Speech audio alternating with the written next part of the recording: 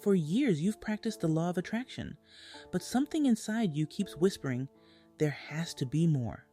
More than just manifesting things, you're craving meaning, magic, connection.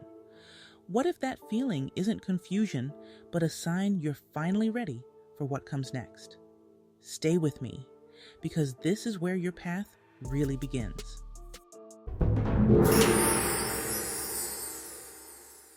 When I discovered the law of attraction through Abraham Hicks, Neville Goddard, and so many others, I learned that I could create my world through thought and emotion.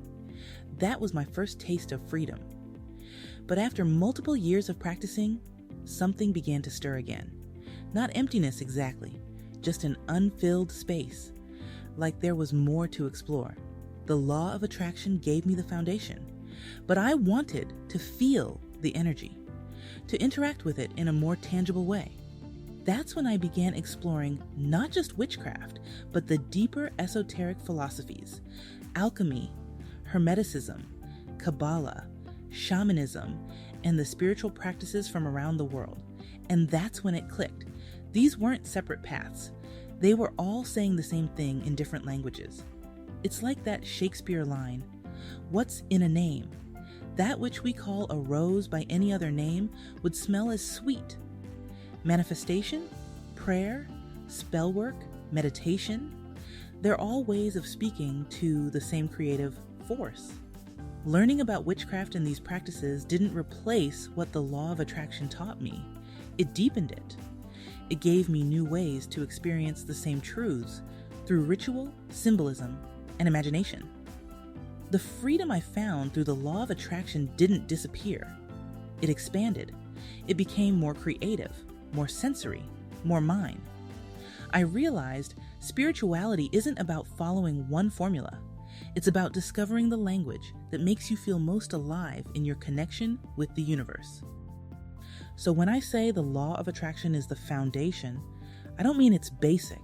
It's the universal principle everything else grows from. Once you understand how energy responds to you, you get to choose how to interact with it. Through creativity, ritual, service, art, or quiet reflection. That's when spirituality becomes practice, a lived experience that evolves with you.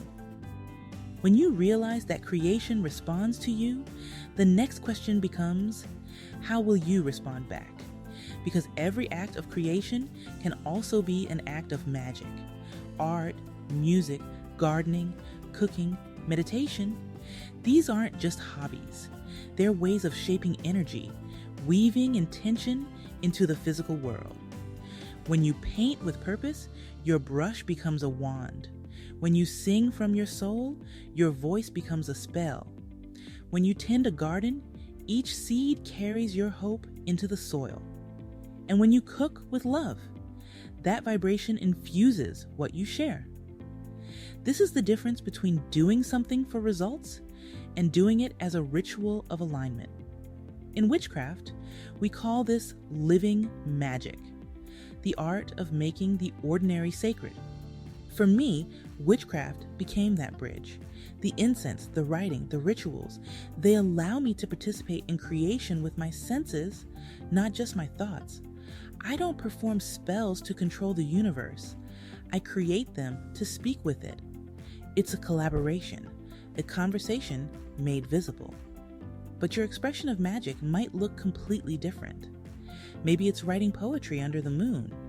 Maybe it's curating playlists that shift your mood. Maybe it's crafting herbal teas, building altars, or journaling as divination. It doesn't matter what form it takes. What matters is the presence you bring to it. When intention meets imagination, everything becomes sacred. Every belief system is just another doorway into the same current of creation. Some call it energy, some call it spirit, some call it God, or even the ancestors. Whatever name you choose, it's the same river, flowing through every act of faith. And once you begin to feel that relationship, something shifts. You stop asking whether it's working and start knowing you're participating in something vast and intelligent. That's the essence of magic and manifestation alike. Not forcing outcomes, but harmonizing with the energy that already wants to move through you. Because the truth is, you've never been separate from it. You've always been part of the creative pulse that animates everything. So, if you've made it this far, maybe that quiet tug inside you makes more sense now. The law of attraction opened the door, but now you're being invited to step through it into a practice that feels alive, embodied, and uniquely yours. Whether you call it magic, energy, faith, or creation, it's all the same current, flowing through your thoughts, your rituals, your breath, your art. This next video explores how one modern path of witchcraft took these ancient principles and shaped them into a living spiritual practice. Don't forget to subscribe, and I'll see you in this next video.